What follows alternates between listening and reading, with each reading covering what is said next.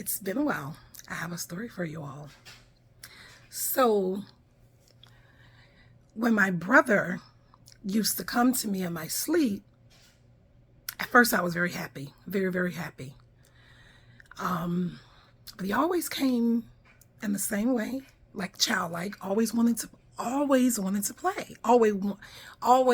want to play like we're literally playing. But he would never say anything. We would just always be playing. So then I learned about familiar spirits and realized how, and had to learn how Satan will use a familiar face to get you to come into a covenant with that familiar spirit. But behind the familiar spirit is demonic. It's Satan. So I had to realize how the rest of my familiar spirits were coming in. A lot of them would come in and instruct me on what to do, but they'll come in playful. They always came in sweet, nice, always sweet, nice. They'll always give me something. Don't ask me how, but something would just fall out the sky and land in my lap. Because they was trying to get me to get comfortable with the spirits. So then when I turned my back on Santeria, then I had to fight all those ancestors in my sleep. So I had an ancestor altar, and I used to honor my ancestors. I used to feed my ancestors. I'm not going to tell you how many glasses of water I had out. We'll talk about that some other time. But yeah, so each ancestor had their own thing that they liked when they was in this world. I had white ancestors. Oh my God, I don't even know these people, but they were my ancestors, right? And you would think that I would have been like, but I don't know you. But in the spirit, they're showing me things that nobody knew. They know secrets. And so what I'm realizing, so that the bad ancestors, that was the masquerade, that was not really my ancestors, that was Satan. They was about that life. They was down for eye for an eye. So for everyone who bewitched me, gossip, whatever, anyone that I guess I felt betrayed me or they felt betrayed me, it was like, let's go get them. Like that was the energy, that was the dream. That's just what it was. Now back to my brother. But my brother will always come to me in a playful manner. Always. He'll wake me up and he'll come, and when he come, he'll tickle me. At first I thought it was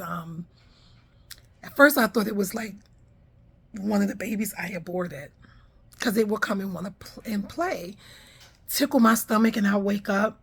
But it was never in a way to scare me, like when the witches and the demons would come. That was always scary. See, I had to learn, when Satan coming to you in your dream state, baby, he is not coming to make you feel good. No, he's not coming to tickle you and play with you. They coming to hell you down because you didn't fulfill something he asked you to do.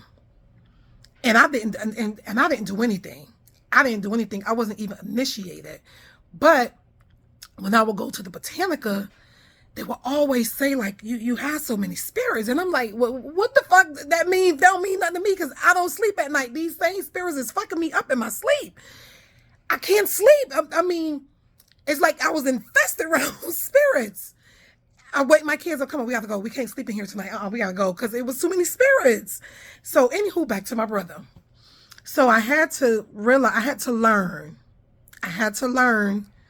that God will allow your ancestors to come visit you.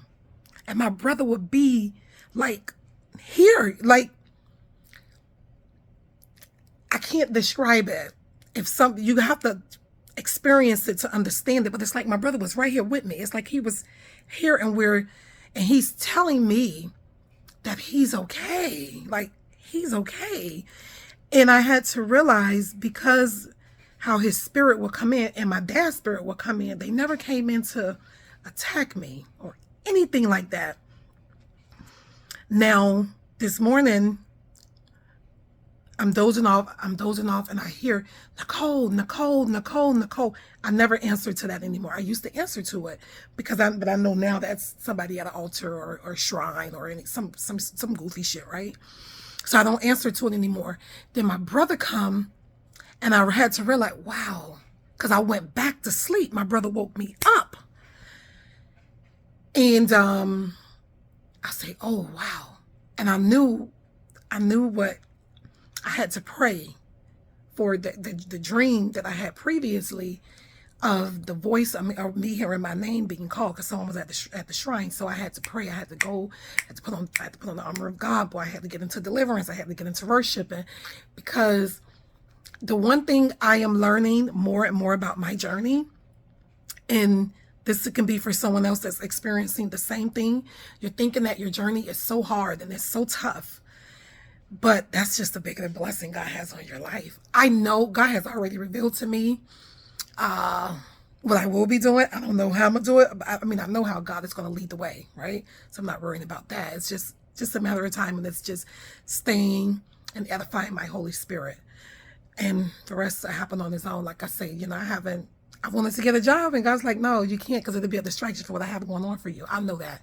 But I sometimes get bored. But anywho, that's me, the flesh. But my brother, I had to learn that, or realize that God allowed him to come visit me because he made it to heaven. He made it to heaven. God visited my brother before he took his last breath, and my brother gave his life to God.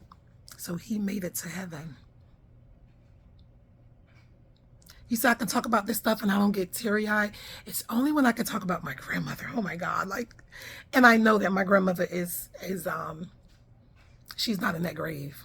I went to the grave and I was like, wait, this is the last time I was in Miami. I was like, whoa, wait. Get up and leave immediately, because there's too many spirits that want to house your body. Get up immediately. And I had to leave that burial site. I'll never ever go out there again, because I know my grandmother isn't there.